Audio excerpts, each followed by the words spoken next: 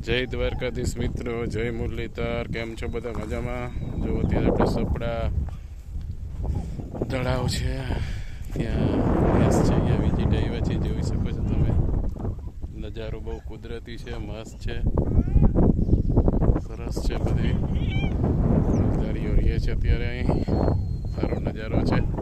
ત્યારે આપણે એક ભેંસની ટ્રીટમેન્ટ કરવા આવ્યા છીએ. જય મુરલીધર. પેલો છે કાલની નદી છે, ઓફિટ છે, વોટર છે. અત્યારે મોસ્ટલી આ ગરમીના હિસાબે જે તડકો ઓચિતાનો પડવા માંડ્યો એના હિસાબે આ પ્રોબ્લેમ થઈ ગયો હોય છે.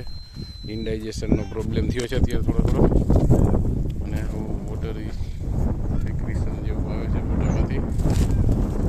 પ્રેગ્નન્ટ છે, ઓફિટ છે, અત્યારે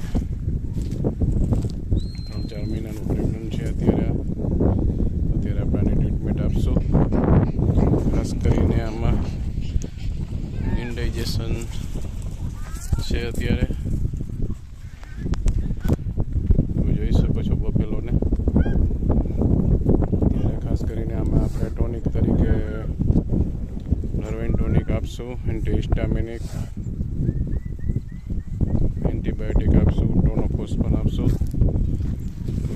plus prebiotic, probiotic type bolus આપશું ફોર રૂમિનેશન ચાલુ થઈ જાય એટલે પછી no વાંધો આવે જાનવરને.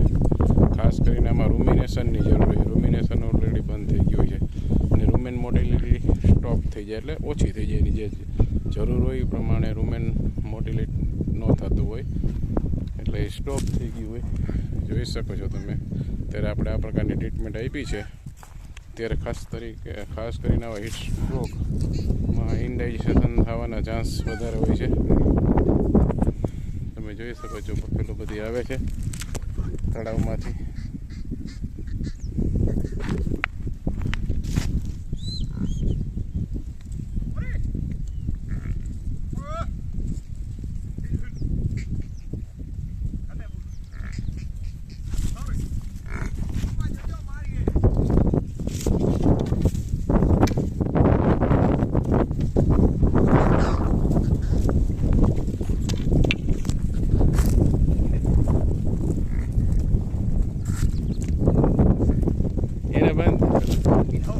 એને બંધ નથી ચાંદરાને.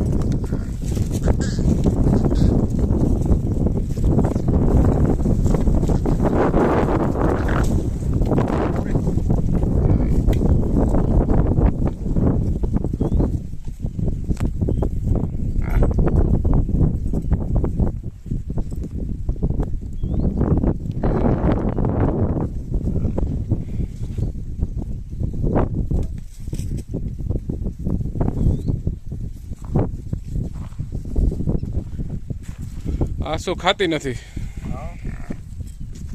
ખાવામાં ને આફરી ગઈ હતી 4-5 દી પહેલા. ઓને બંધ તું.